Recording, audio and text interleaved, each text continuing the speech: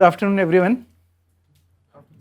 My name is Chetan Singh Solanki. I am faculty at Department of Energy, Science and Engineering, and I have done my PhD in solar energy technologies way back in 2004. So last 15 years, I am working on this technology, and I have been trained to develop the technology on solar cell. What also we are doing at IIT Bombay is I'm heading what is called NCPRE, which you people visited, National Center for Photovoltaic Research and Education, where we are really kind of researching on the very fundamental aspects of the materials, solar cell design, fabrication of solar cell, module, reliability of modules, power electronics, whatever under the sun that you need to know right from the material till the integration with the generation of power and integration with the grid, everything we are doing it. But as I said, what I'm not going to talk to you is about technology. A lot of us actually develop a really wonderful technologies, but not every technology reaches to the people. And therefore, this experience that I'm going to share with you, with my colleague Professor Chandran, we have been working on this project together for many years now, is an example of how that can be done. All right, so the project is called Solar Urja Lamp Project, SoUL, and it is really touching to the souls of millions and millions of students. So Solar Urja Lamp is actually the lamp is for the study purpose. But before that, let me give the background that there are 17 sustainable development goals. You might be aware about it. One of the goal, that is goal number 7, is a very important goal. What it says is ensure access to affordable, reliable, sustainable and modern energy for all. It is about energy, but it touches every other sustainable development goal, whether it is about the poverty, whether it is about literacy, GDP, income, empowerment, or even climate change. Everything has a relationship with this goal number 7. So basically, I wanted to tell in 2017 what was the status of the world. 1 billion people still did not have access to electricity. 1 billion is almost 13-14% of the world population. 2.8 billion people did not have access to clean cooking, 40% of the world population. So they would be using biomass, cow dung, wood, coal kind of things. Can you imagine the scenario that we are in the most modern world, and we have all kind of technologies reaching to the moon and Mars and whatnot, but 40% of the people in the world still do not have access to clean cooking. The worst problem is use of energy is also affecting the climate change. So whatever action that we do using energy, it is affecting the climate change. And we need energy because energy drives our growth, but on the other hand, energy is also resulting in a climate change. So these are the two opposite ends of the problem. Also, for Indian perspective particularly, but actually not only India's perspective, many countries are passing through this phase that most of the population is very young. Almost 30% people in India are very young. We need a lot of energy. There is a population growth that requires energy. There is a GDP growth that requires more and more energy. And India also imports a lot of energy from outside, by the way. We are one of the biggest importer of coal. We import oil, we import gas, we import nuclear fuel, all kind of things. The current per unit capita electricity consumption is almost about 1,000 units. And if you go by the average of the world, that is about 3,500 units, you need 800,000 megawatt of power plant capacity in India. Right now we are about 350,000 megawatt. So again, huge capacity addition is required. Why I am putting this context? Because you should understand that this path, if you continue to walk on this path, it is not really going to give you sustainable solution. Why this lamp, which I am going to talk about, is very important because the education is very enabler, a great enabler in every countries, and in India particularly, a lot of students in a rural area, almost more than 70%. And if you look at the number of enrollment of the students in the urban area and a rural area, you'll find that the drop out rates, the curve is much steeper, the yellow one is much steeper for the students from the rural area as compared to urban area. Now there can be many reasons for that. Access to the school itself, the teacher, the quality, everything. But one of the reasons that is that plays a role here is availability of electricity. Until unless the reliable electricity solutions are available to them, it doesn't work. The continuity of education is not there. So as a result of that, many countries around the world, what people do is provide them solar lamps. Why? Because solar lamps are very simple standalone device. You can buy it and supply it, and you can supply it in a very quick way. So if somebody really wants to provide a basic light, it can be done using solar lamp. And everybody has been doing it, right? In India, or why India, everywhere in the world. So if you look at the first kind of solar lamp came in India in 1976.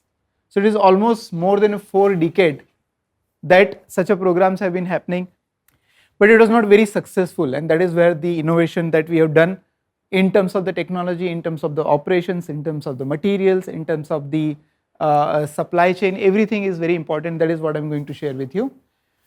Before that, let me show you a small video to put the whole thing in a context.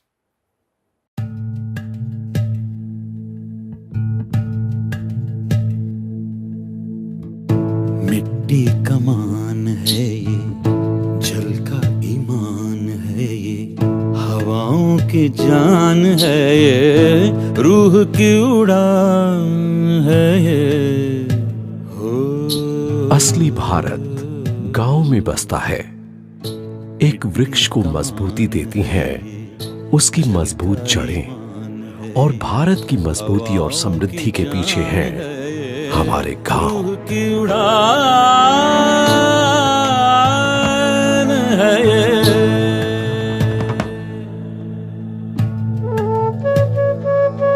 Gandhi ji ने कहा था कि भारत का भविष्य उसके गांव में छुपा है। गांधी जी हम सभी में बसते हैं। ग्रामीण क्षेत्रों से संबंधित अपने अपने रिसर्च प्रोजेक्ट्स के जरिए अनेक लोग देश के विकास में योगदान दे रहे हैं। मेरे मन में हमेशा ये रहता था कि हम किस तरह से जो पढ़ाई की है, जो टेक्नोलॉजी का अध्ययन किया है, उसको हम किस तरह से उपयोग कर सकते हैं। और बहुत सारे बच्चे जो गांव में रहते हैं, जिन्हें पढ़ने के लिए शाम को लाइट की व्यवस्था नहीं हो पाती है, यदि ऐसे बच्चों को हम सोलर ऊर्जा का उपयोग करके, सोलर लैम्प का उपयोग करके बिजली की व्यवस्था कर सकें उनकी पढ़ाई के लिए, तो ये बहुत अच्छी बात होगी। हमारा जो प्रोजेक्ट है, मिलियन लाइट प्रोजेक्ट है, उसमें हम 10 लाख बच्चों तक ये सोलर लैम्प पहुंचाने की कोशिश कर रहे हैं। इस प्रोजेक्ट में खास करके हम गांव के लोगों को ही इन्वॉल्व कर रहे हैं, जिसमें गांव के लोग ही लैम्प को बनाते हैं, गांव के लोग ही लैम्प को वितरित करते हैं, और गांव के लोग ही लैम्प को रिपेयर और मेंटेनेंस का भी काम करते हैं। रोशन है रात जिनसे, हर कदम साथ जिनसे, सौगात उम्मीद जिनसे, उन्नत अभियान है ये।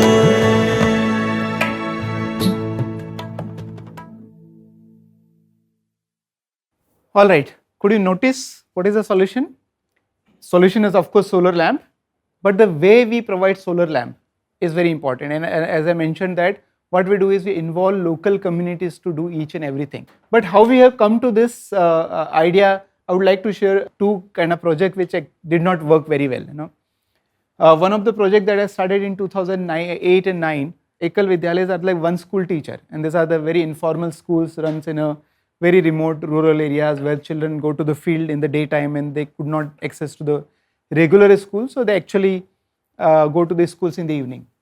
And when I went first time to this village, and in middle of somewhere, we stopped, and I said, probably we lost the road. He said, no sir, the place where it's trending is actually road. So you could not even figure out the ways to reaching of these villages, and there are many villages like that. I found it what people used to do is study like this in kerosene lamp. And so this Ekal Vidyalaya is what people do. They will take the kerosene lamp, they will walk to the school. The school is very informal, as I said. In somebody's house, they gather together and study in the kerosene. So what we have done is, we have provided them a solar lamp. Now at that time, this lamp, as you can see here, is about 5 watt CFL based lamp, and around 20 people, 25 people could sit.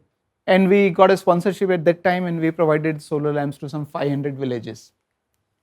This went to many places, so in UP, in Madhya Pradesh, even this photo I think belongs to Tamil Nadu somewhere. So there are like, it was very nicely distributed, and as every other solar lamp program, there was a lot of funfair that project implemented 500 villages, so many students are using this. One of the problem of this kind of approach was that the light was not reaching everywhere. So we did small experimentation. Why don't we put it above the ground? Then as soon as you put above the ground, then you will have the shading problem, that the base will actually shade the light everywhere else. So then we said, why don't we hang it upside down? So what I have done is I have separated the base of the lamp. These are very old photographs, somehow got access. And then we connected another wire and the light was hung on the top. So in that way the distribution was better. Well, these are some of the experiments that we did, but within 5 months, 6 months, 7 months, the lamp stopped functioning. Sometimes the battery will not be charged, fuse will not be working, or even if some people tell us that my lamp is not working, we couldn't do anything because there is no way we could reach out to so many different places. At the same time, I did another project, as I said, with the Terry, the Light of Billion Lives project, where the whole model was little different. What in this model was that you actually create a central charging station, charge all your lamps at one place. The user will actually pay the rent for using it. So the user will come to the center, take the lamp in the evening, the charged lamp, use it overnight, and then bring it back in the morning so that it can be charged again. So I did 3 villages with this kind of model, my village and the neighboring villages. But after 5-6 months, 1 year, it was same. The lamp stopped working. Nobody would come to repair. Lamp was also expensive, so people could not afford it. So in 2012, so one of the problems that I identified is this mechanism of buy and sell. What everyone will do, state government, central government, NGOs, those were running the program, they would buy and sell. As a result of that, the product will become expensive. Why? Because somebody will make it, somebody will buy it, then it will be transported. Second problem, I figured out that there's no technical support. So many times the lamp is a very simple device, and the problems that were with the lamp are very simple. Like sometimes the fuse will not be working, so you need to change the fuse. Sometimes the soldering point will get off, so you need to solder it again. Sometimes the battery will not be properly charged. So it's a very simple thing. But as a result of this, the products will actually fail prematurely. They will not work throughout the life. And that is the case not only with a solar lamp, but all kind of solar product. It is same story.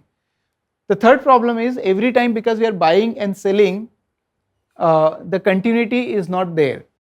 So if somebody is buying and providing 500 lamps, if somebody wants to buy one more lamp, 501, it is not available, right? As a result of that, the solar solution never becomes continuous.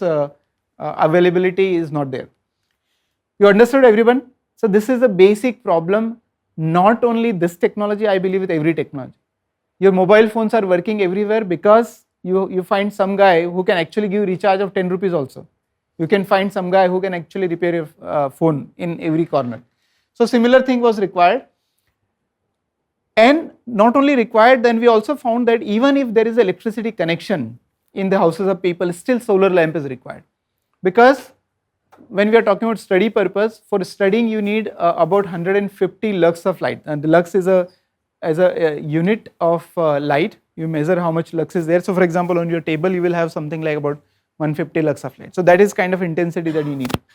We measured this in various houses, almost more than 2,000 houses. We measured this in various states like Punjab, Haryana, UP, Rajasthan, Maharashtra, Madhya Pradesh.